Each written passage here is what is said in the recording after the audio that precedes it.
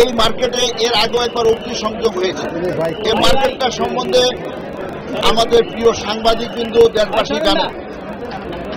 এখানে আসলে মার্কেট হওয়ার জন্য যে সমস্ত ব্যবস্থাপনা থাকা দরকার তার মধ্যে যথেষ্ট গাফিলতি এখানে আছে এবং এর আগে অগ্নিসংযোগের পরে সরকার থেকে সর্বাত্মক সহযোগিতা দেওয়া হয়েছিল, পরিকল্পনা দেওয়া হয়েছিল এটাকে ভেঙে একটা নতুন মার্কেট তৈরি করার জন্য, কিন্তু বিভিন্ন আইনি জটিলতা সৃষ্টি করে এখন এইটা কাজটাকে অত্যন্ত বন্ধর করে দেওয়া হয়েছে।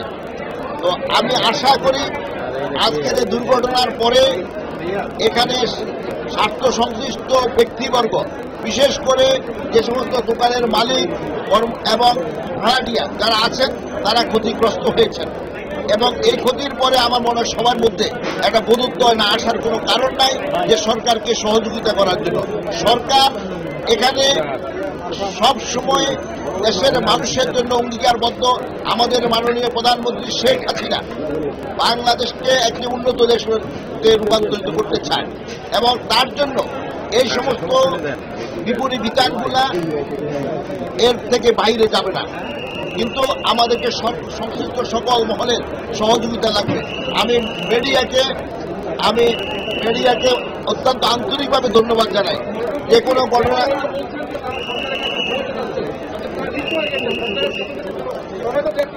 সরকারের পক্ষ থেকে সকল সহযোগিতা করা হবে এবং আর্থিক করার মধ্যে সরকারের নীতিমালার সাপেক্ষে করা হবে।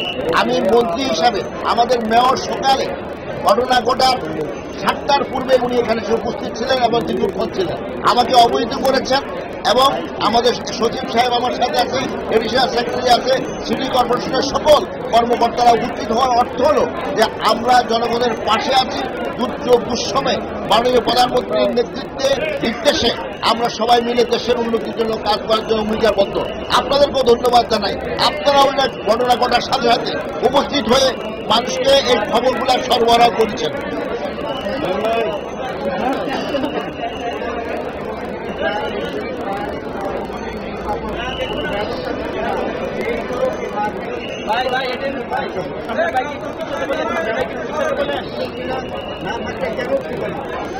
এখানে আসলে কোনো এখানে তো এটা অস্থায়ী মার্কেট, আমরা এটাকে পূর্ণাঙ্গ মার্কেটে রূপান্তরিত করার জন্য সিটি কর্পোরেশন দায়িত্ব পালন করার জন্য আন্তরিকভাবে চেষ্টা করছে। সরকারের পক্ষ থেকে সহজ সহযোগিতা থাকবে। অস্থায়ী মার্কেটে অগ্নিনির্বাপণের ব্যবস্থা তারা নিজস্ব উদ্যোগে নিশ্চয় রেখেছে এবং সেটার ব্যাপারে সেটা হয়তো পর্যাপ্ত ছিল না। আমরা এই জন্য আমাদের দেখভালে যদি কোথাও এখন সেই সমস্ত সুপারিশ এখন থেকে বাস্তবায়ন কেউ না করলে তাদের বিরুদ্ধে ব্যবস্থা নেওয়া হবে, আমরা অঙ্গীকারবদ্ধ। হ্যাঁ, সেটা আমাদের সেটার জন্য সমস্ত আয়োজন সম্পূর্ণ করা হয়েছে, টেন্ডার করা হয়েছে আইনগত জটিলতা সৃষ্টি করে। এখন যেহেতু যদি কোর্টে কোনো রকম বিচারাধীন বিষয় থাকে সরকার সেখানের মধ্যে কোর্টের নির্দেশের বাইরে যেতে পারে না। এই বিষয়টা আমার মনে হয় আপনারা এবং দেশবাসী ভালো করে জানেন।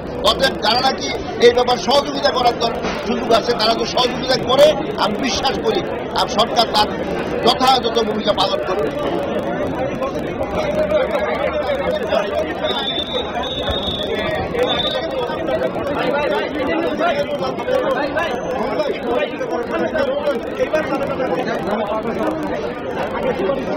অবশ্যই এখানে আগের সুপারিশগুলো যেগুলো আছে আপনারা জানেন যে একটি ঘটনা ঘটছে আমাদেরকে, কিন্তু এখন যে ঘটনা ঘটলেন আমাদের আমরা কিন্তু আগে কি ঘটেছে এটা না, আমরা এখন কি করবো এটা আমাদের কাজ করতে হবে।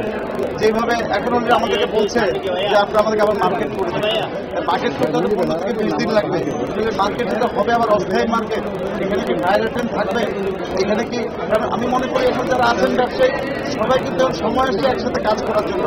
আগে ফায়ার এটেন্ট রাখতে হবে, আমাদের ফায়ার এক্সিট থাকতে হবে, আইল আমাদেরকে বড় করতে হবে। এখানে আমার জানার মধ্যে এখানে টোটাল 291টি দোকান। এখন ফায়ার এক্সিট, ফায়ার আইল এবং আমাদের যদি ফায়ার হাইড্রেন্টের দোকানের সম্বন্ধে অনেক কমে যাবে। কিন্তু এখন দোকান মালিকরা যারা আছেন, দোকানদারা যারা, অনেকে সিদ্ধান্ত নিতে হবে যে কারা এগিয়ে আসবেন এখানে দোকান কমানোর জন্য। এখন আমরা মনে করছি মন্ত্রী মহোদয় আসছেন, আমিও আসছি এখানে, আমাদের টোটাল এলজিডি মিনিস্ট্রি সচিব মহোদয় আসছেন, পুরো এলজিডি আসছেন, আমরা সিটি কর্পোরেশনের সাথে আসছি। আমরা চাই একটি সুন্দর একটি প্ল্যান করে কিছু করার জন্য, কিন্তু অলরেডি আমাদের বলেছে যে আমরা যারা দোকানের মালিক যারা আছি এবং দোকান যারা তৈরি ওরা বলছে না আমরা যেন ভাড়া নিয়েছি। আমরা যদি নতুন দোকান করা হয় তাহলে মালিকরা পাবে, যারা ভাড়া দিয়ে এরা পাবে না। এখানে কিন্তু অনেক ধরনের কমপ্লেক্সিটি আছে এবং ওরা বলছেন না আপনাদের এখন 10 দিনের মধ্যে আবার দোকান করে দেবে। আমার প্রশ্ন 10 দিন দোকান খুললে এই প্রশ্নগুলো আমার আপনাদের করলেন এখানে আয়োজন করতে হবে, এখানে আয়োগ করতে হবে। সুতরাং এই চ্যালেঞ্জগুলো আমরা জানি এর অনেক সমস্যা আছে। আমরা জানি ইতিমধ্যে আমি আলাপ করছি যে আমাদের যে কারণ বাজার যে মার্কেট যেটা আছে এটিও কিন্তু একটি বিরাট চ্যালেঞ্জের মধ্যে আছে। আমি অচিরেই খুব শীঘ্রই আমি আপনাদেরকে চার্জ জানাবো যে কোন মার্কেটগুলা আমাদের ঝুঁকিপূর্ণ, কারণ যারা ক্রেতা যারা চান এবং যারা ব্যবসা করেন সবার জন্য কিন্তু ঝুঁকিপূর্ণ। আমি মনে করি আমার এই পার্টির সময় দিন আপনারা, আমি দেখছি আমাদের এলজিডি মিনিস্ট্রেশন আছেন, গভর্নমেন্ট আছেন, ডেফিনেটলি আমাদের কিন্তু একটা পরিবর্তন আনতে হবে মার্কেটগুলোকে। যেরকম করে পরিবর্তন আনতে হবে আমরা হাইরাইজ বাণিজ্যিক ভবনকে, ঠিক সেভাবে কিন্তু আমরা পরিবর্তন আনতে হবে আমাদের এই মার্কেটগুলো।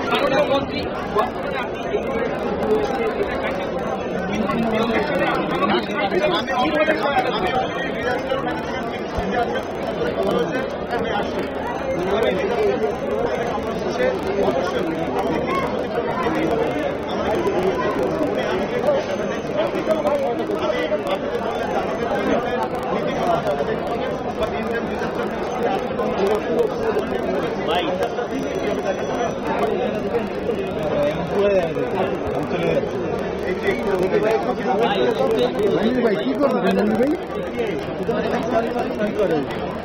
দেখছেন এখানে বলুন শ্রমিক ভাই আপনি নিয়ে যাবেন